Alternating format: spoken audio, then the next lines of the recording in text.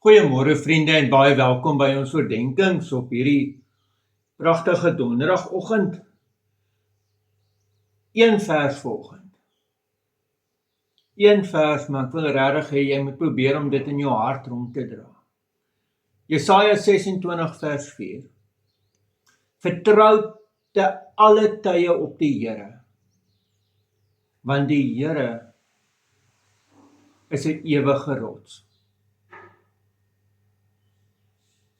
Kom ons lees dit net weer. Vertrou te alle tye op die Here, want die Here is 'n ewige rots.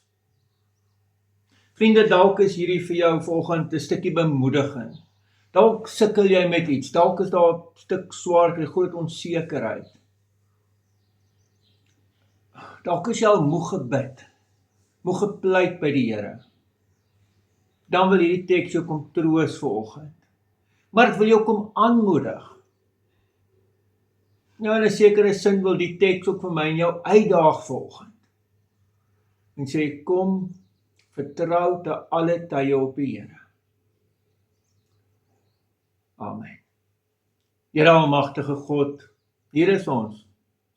Want ons hoor hierdie teks. En in moeilike omstandighede en wanneer dit swaar gaan, wil ons op U vertrou.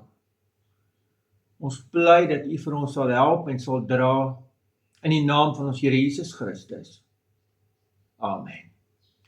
Vriende, mag jy 'n baie mooi en 'n baie geseënde dag hê. Totsiens.